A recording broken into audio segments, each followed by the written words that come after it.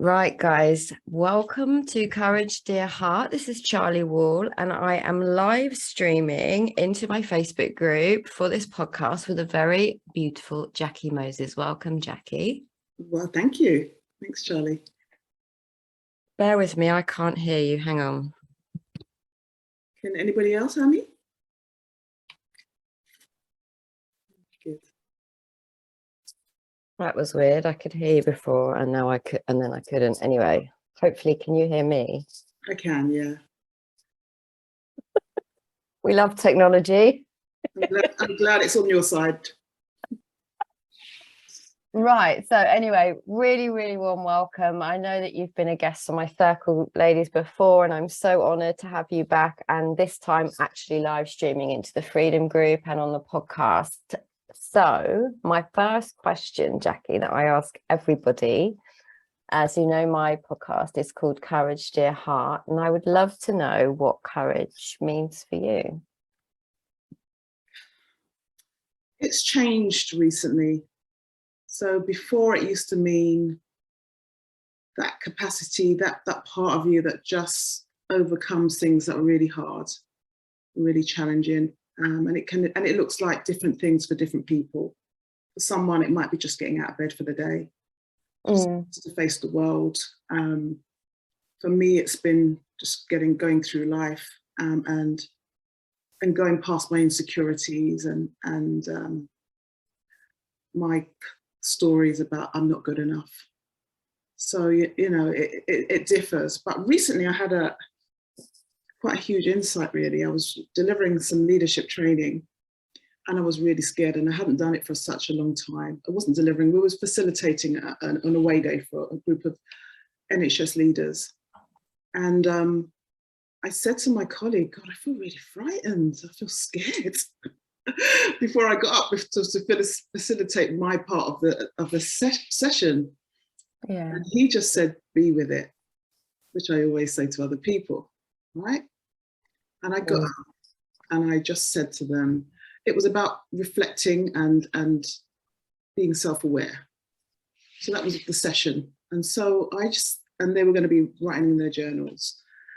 And I gave them an example. So let me give you an example of what you could put in your journal, you know, just being more self-aware as what their manager wanted them to be as leaders. And I said, just before I got up, I said to John, I'm scared. And, you know, if I was writing in my journal right now, I'd put in there that I've been feeling scared. Yeah. Right. And the blood rushed to my face. I was feeling really hot, self-conscious. And you know, when you're facilitating, you don't get that feedback straight away. Right. So I'm talking into this room of 30 people, and then they started writing. I mean, you put whatever you want to put in the journal, but that's where you can go in this journal. And then it just opened up this amazing conversation about what people have been experiencing during the lockdown. How some of them were dealing with anxiety, depression. These are senior managers, senior leaders, worried about their children, worried about their families' mental health and their own. Just no longer working together as a team. You know, they've worked together for so long, and then they've just been working from home. And this is an IT team. What was really lovely about it, that me sharing my vulnerability with them allowed them to be human. Me sharing my humanness with them. And so that was, and I wrote about that afterwards. And what I saw for myself was, and I'm still sitting with it, but courage to me now is our natural state. It's just natural. That's our natural place where we are no longer, or even if it's just for a moment or a split second, where we are not taking our thinking seriously. Yeah. We're not buying into it. We're not identifying with it. And for a split second, that thinking we see through that thinking, right? It might still be there plaguing us, but and that experience that comes with that thinking, we see through it. And then life just lives us. Oh, there's something that we're challenged with, we're scared to do, might be fearful of doing. The thinking drops away, even if it's for a split second or a moment or for longer. And then we just do it. We're doing that thing that we're scared of, that we want to do. Could be getting out of bed, that step forward. It could be just being with our feelings that feel uncomfortable, whatever it is, or doing something more than that. And I think that's what we call courage. After it's done, after we've done the thing that we've been scared to do, we call that courage. And I'm seeing that is our natural state when we got less thinking. Yeah, I think that's a brilliant example. And it's so interesting because I literally had a conversation today with a client about that very thing. And she had sort of described feeling this uncomfortable anxiety in a familiar situation that caused her to feel anxiety, i.e. an interview, a job situation. And this particular lady, and she was like, I'm always like this and I'm always like this. And this particular lady had been on my recent camping retreat and had shown no evidence of this thing. And exactly what you're talking about is when that predictable thinking isn't there, you are naturally free from that. So naturally living from the heart, right? So the talk that you wanted to do, you know, the title you wanted to call this podcast is Embracing Our Vulnerability and Humanness as We Lead from Love. And you gave a perfect example of that.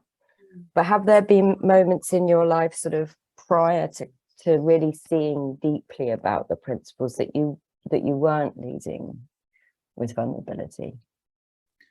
I think most of my life, really, Charlie, I would say that.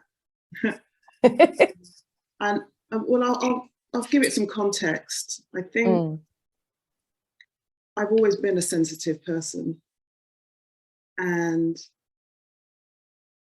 also felt a little bit different. And so when you kind of have those kind of sensitivities, when you look out into the world, when no one else is showing those levels of showing vulnerability, you make a decision quite early. I think all human beings do, that it's not really safe to show vulnerability because that's weak to be showing vulnerability. And however, whenever I was working with a client, or when I started working with clients, the thing that always connected me to them is when I showed my vulnerability and they shared theirs. And I love doing that. I've always been doing that from a very young age. I've always been able to connect one-to-one with people, share my vulnerability, or if I'm leading a group, I'll share in the group. But, you know, so for me, vulnerability was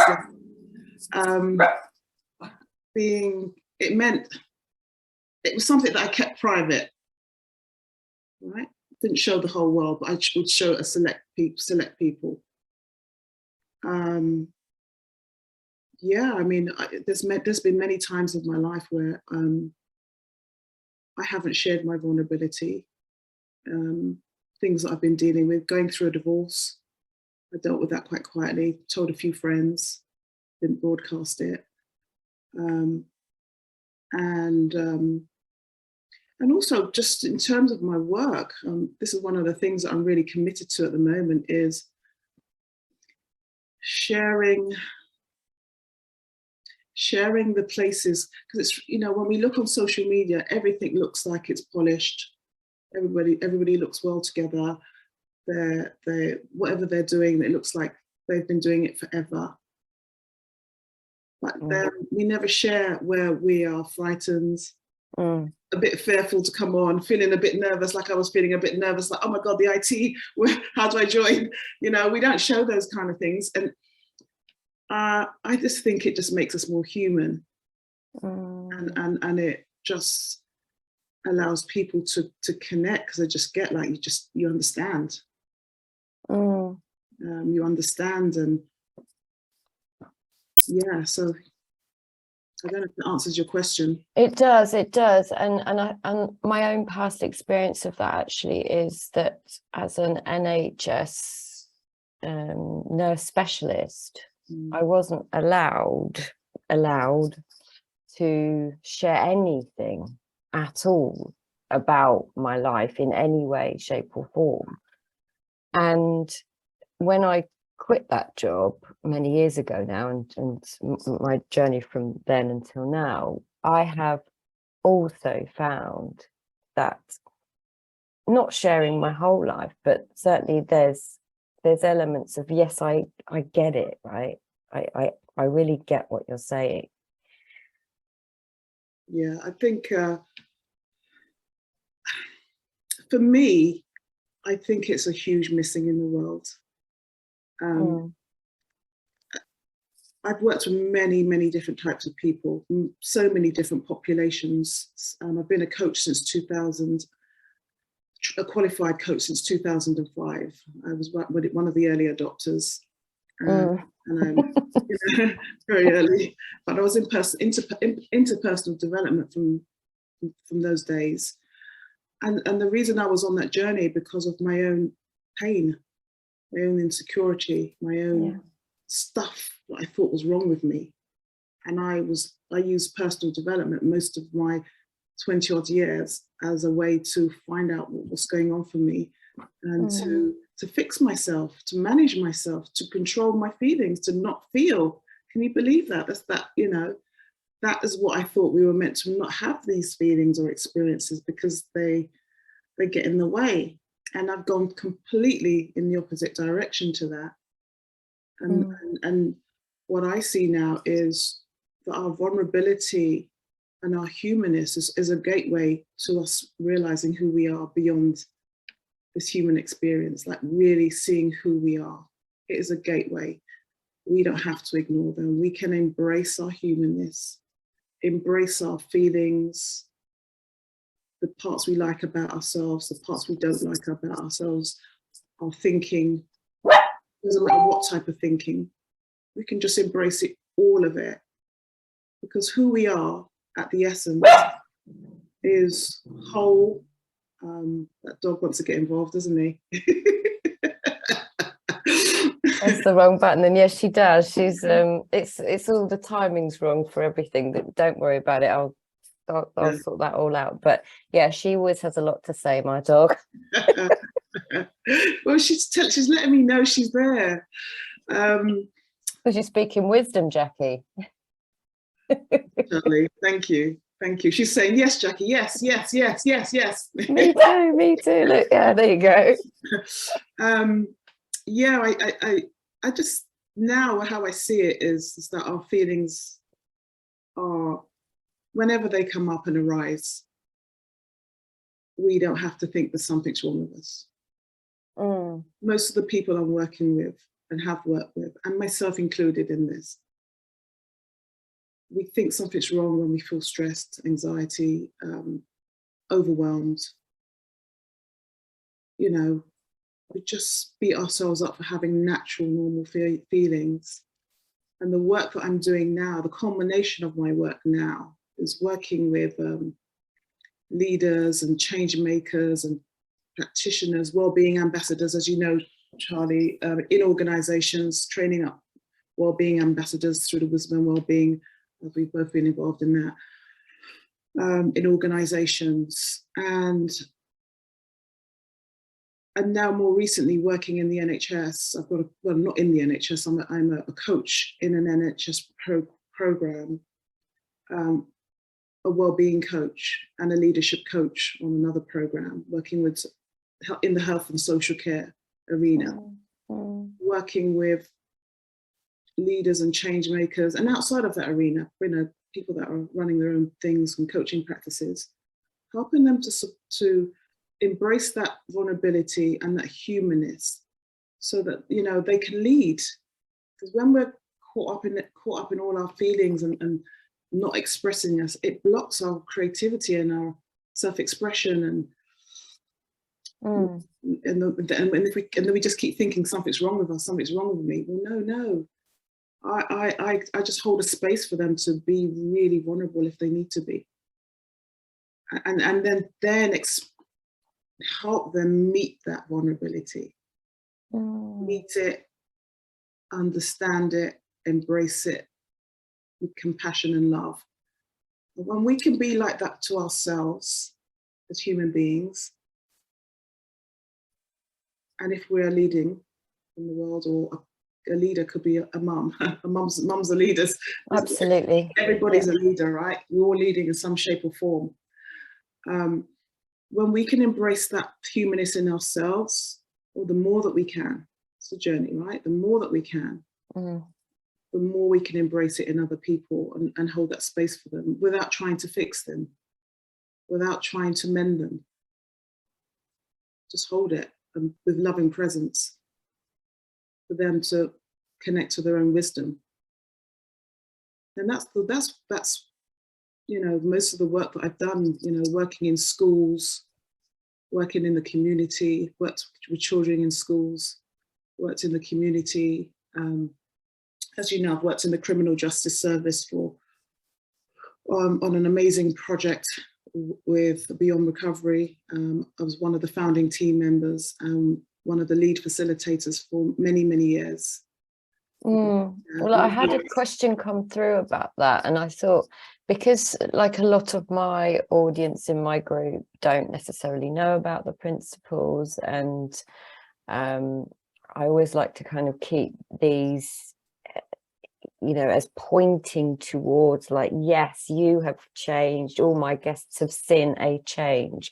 But one of the questions that came through, which I think is an interesting one, because people know you've done this work in prisons, and the Cathy cases, and others like you who go in and experience that end of the spectrum in terms of real, I don't know, real life's probably the wrong word, but chronic trauma, chronic abuse, all of the stuff, right?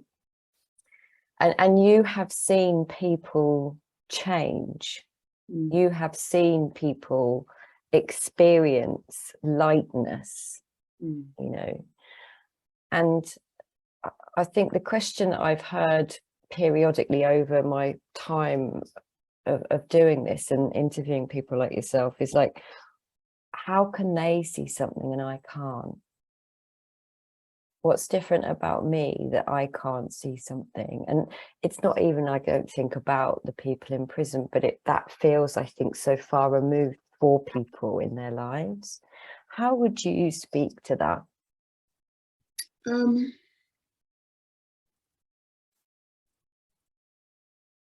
When you say when they how can they not see something? What do you really mean by that? Just for everyone to get. Well, me personally, it's not my. I can only assume, and well, I kind of know, but it's like somebody feels insecure. Yeah, give me an example. That's good. Yeah, somebody feels insecure and thinks that they're the only person who doesn't get this. And that's something I hear a lot. I'm the only person. There's something really wrong with me because I can't get this, and even the prisoners can get this, kind of thing. Do you know where I'm going with that? Yeah. Absolutely. If I was speaking to that person, and I hope the person's listening or live or to the recording, what I would say is, I understand. I get it. When I first came across this understanding and the principles in particular, I just couldn't get it. I didn't understand it for a long time, even when I was training to be a practitioner. But there was something about it that made sense. Just made sense. But I didn't know what it was. And then what I would say to them is, I totally get it. And I hear you. And I hear your frustration.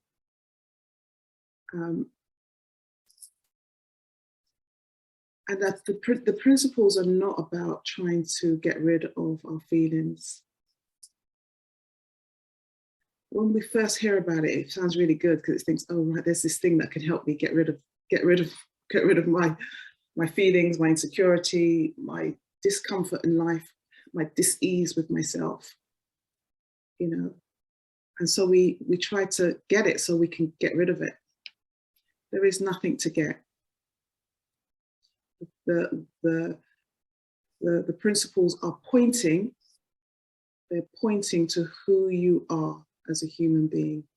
They're pointing to how every single human being creates their, in the moment, live in the moment reality and experience. So it can come across like it's a psychological understanding, but really it's a felt understanding.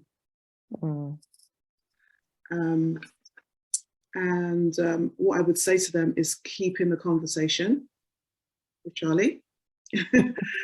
And something will just happen one day. There'll be something that will just happen, and you just think, oh my God, this is what they're talking about. That's how it happens. Yeah, well, that's what happened for me. Yeah. One day when you're not expecting it, it just drops in, and you'll just see something. Think, oh right, is this what they're talking about?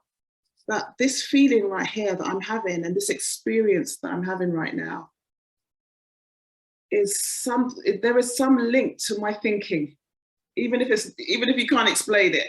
There's some link to the psychological part of me that's creating my experience. And so keep in the conversation. There is nothing to get. You are in the right place because you're in the inquiry. Perfect. Thank you. Thank you. And I think it also sort of points to, you know, no, we're all the same. It points to what's universal rather than circumstance. Yes, it does. And what I love about that question, I've heard it so many times. It doesn't.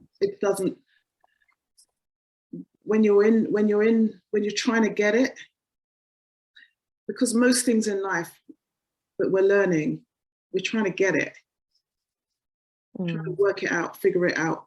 And this isn't like that. It's kind of like an unlearning. It's beyond the mind. But we're trying to use the mind to understand it. And it's quite normal to do that. But I've heard it so many times. And what I used to love when we used to work in groups in so many different environments, but particularly the guys in the prison, they was, I don't know, I was speaking to a colleague recently, I called him up and we were having a chat, and we were laughing because there have been so many times when the guys have walked out of the room and sworn and said, I don't know what that you guys are talking about, but it's fine, I'm coming back next week because it's good. Makes me feel good. You hippie ladies coming in, don't know what you guys are talking about. I ain't got a clue. And you know, sometimes you don't even think they're listening to you. I mean, I remember, hundreds of experiences where people's lives have been changed. It's not just overnight. So I have absolute certainty that if this conversation can transform your life, literally, or your experience of whatever you're dealing with. And I remember once there was a guy in my group, and I don't think he was listening to a word. I thought he was high, to be quite honest. I remember he used to sit to my right here, and he used to come in and just sit there like this. Now, we were very lenient with the guys. We didn't report them for things, and he looked quite normally like he was a bit high. And he'd just sit there and giggle. When you ask him anything, he said, I don't know, miss. So, but one day when we were going around, we would always go around and check in with them. Just said, hey, how's your week been? Are you getting any? And have you had any insights? And he said, I don't know if this is an insight. He said, yeah. He said, I didn't, I lost my appeal for a long case that he was involved in. He didn't do the crime, but he was there. And so he's gonna serve a very long sentence. And he said, I lost my appeal. And normally, he said, I was sitting with my solicitor on a Zoom call, and normally I would have smashed the whole room up, the table up, and my solicitor would have been in a corner, cowering. I didn't do that. I swore, but I didn't do that. So is that an insight, miss? That's goosebumpy, isn't it? We've got so many stories. That just came to mind, directly to my mind. But, you know, working with young people that are about to be excluded, there's a pen like this ready to exclude the whole 10 of them, and they're only 13, 12 and 13. We worked with them for 10 weeks. By the third week, one girl had detention for a whole year. She did not get detention again. And the teachers were asking, what are you saying to them? And we're like, what? We're just talking, and we just would go and talk and sit with them and point them in this direction in their language. Young kids from the inner city, talking to them. But we just talk about it with them. We're not talking to them, we're talking with them. Like, I felt insecure myself today. I got lost. I'm going through my menopause. I don't know where I was. I was lost for about half an hour, and they laugh. And then, oh, miss, I felt like that as well. They get to talk. Then we get to talk about what it is. Yeah. We're not teaching them, we're just in conversation with them and pointing them in a direction, and mainly pointing them to their wisdom. So they're very, very wise. Mm, yeah. And you know, within a few weeks, their behavior, I mean, teachers didn't want them in their classrooms. They were rude, they were disruptive, and they just got to join and connect together and find a commonality. And the beauty of it was that we said, well, how do you want to show your teachers that you've got this, that what you've been learning, not got this, what you've been learning? And they said, oh, miss, can we sing and dance and do a play? And said, yeah, great. And that's what they did. They did plays, they did skits, and that's how they showed their teacher what they got. And their teachers were blown away, crying. We were crying with them. And, you know, revealing so many things. One girl told her teacher that I don't feel like I'm a girl. I feel like I'm a boy, and I want to cut my hair, and I only want to tell my friends, my little group. But she told the teacher that was about her identity that she was dealing with. So many things, you know, so many things. And I mean, even right now when I'm working in the NHS, you know, people are stressed. They're coming out of COVID. I've worked on this program for over a year. Work also with other people in other organizations. But something very recent story that I could share is, I've just finished working with someone who's an anaesthetist, and very stressed. And he's a consultant anaesthetist, actually. And he said, and we only have 4 sessions, very short sessions. And he said, this understanding has helped him to practice more safely his work. Wow. And I got goosebumps because the fact that we can see, the more I see this for myself, so it's ongoing for myself. You know, last week I was crying because I was caught up in my identity, caught up in, I'm not good enough, I can't do this. I didn't take it any further. Just part of being life. Life lives us, and we have experiences where we feel insecure sometimes. I called my coach and shared it with one of my colleagues. And then when I watched the film, and then it was gone. You know, it's just, when I watched Netflix, just thought, you know what, I'm going to slow down today and get caught up in, my colleagues have been doing better than me. I'm tired. And I just felt that wave. It felt like a wave. Yeah, I knew what it was. but I'm a human being, so I experienced it as any other human being would. Before, those kind of experiences I thought were wrong. They shouldn't be here anymore. This is why I'm doing all this personal development. So they're not here anymore. So I'm just flatlined. But no. That also comes with future expectations of how it should be as well, right? Yeah, and I laugh about it now. And the next day I was talking to my coach, but I got to see in that experience that the thinking and the beliefs and the conditioning that are in the background driving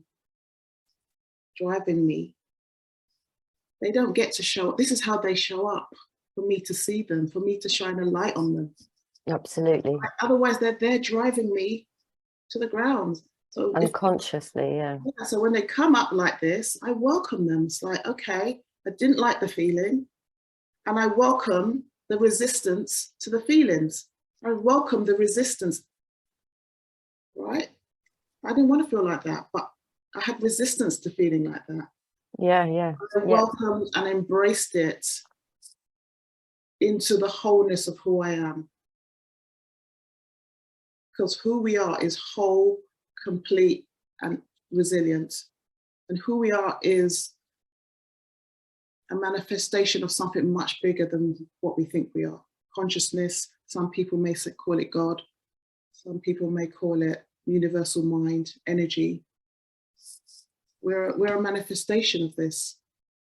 And so when we kind of see that who we really are, we're going to have these experiences. It's part of being a human being. Part of being a human being is that we have experiences, all types of experiences. Yes. Some that we're comfortable with and some that we're not comfortable with. And none of them define us. No. Yes, absolutely. I used to think that those feelings and vulnerabilities and discomfort were me. I used to think that's me. I worked with so many people and they say, well, that's how I am. That's me. And I let, and that's okay because I've felt that most of my life. So I understand that thinking. Yeah. And it isn't me. It's an aspect of me. It's an aspect of me because who I am really is the awareness that it all shows up in. Yeah. The space that it all shows up in. That's who we all are. And that's why I love this understanding so much, because no matter what your background is, doesn't matter what your location is. Like when I say location, we used to say this to the guys, doesn't matter what your location is, where you live, you live in HMP, wherever, you might live somewhere else. Doesn't matter where your residence is, doesn't matter what color you are, how much money you've got, what qualifications you've got, does not matter. What age you are. I've worked from kids to any age. We all create and experience life in the same way. And that's what I give a lot of gratitude to Sydney Banks and the people that have shared this, because it's an equalizer. It doesn't mean that we're having the same experience, because we're not. But what it is pointing to is that how we live and create our lived experience. We have a lived experience. And for the person that is thinking they're not getting this, is tune in to your lived experience. Just tune into it, like what's going on for me right now. And we start to see what there is nothing else but now. There is nothing. Everything else is a projection and an imagination of what we think. That's right. Yeah. Brilliant. Brilliant, Jacquie. And unfortunately, we are running out of time, but I've got two things to ask you. Okay. The first thing, the penultimate thing is, what would you say to someone who was looking and listening to this podcast and was looking and needing to hear some hope more than you've already shared, but what would be the final thing you might say? The thing that comes to mind for me is you're not broken. You don't need fixing. You're whole, complete, and resilient, just as you are. And what covers that up, or why you might not be able to see it or feel it right now, is a misunderstanding, an innocent misunderstanding of life and how we experience life. An innocent misunderstanding of the mind and our thinking, maybe believing a lot of the stories that the mind is telling you, like my mind tells me and everybody's mind tells them, the stories. And it doesn't look like stories, and it doesn't look like it's not real when you're in it. It's real life. Absolutely. It's real life. Right? So I get it. But and it might not look like you're not broken. You might think, well, I am, because this has happened, this has happened. Yeah, I get it. And there is hope, because the truth is, the essence of you can never be broken, never damaged, never lost. It can never be broken or lost. Thank you. I think that's wonderful. And the final, not really question, but I'd love for you to tell people where they can find you, if you've got any offerings at the moment, that sort of thing. Yeah, I'm just up for having conversations with people. So if anybody wants to contact me, Charli, we can put it in.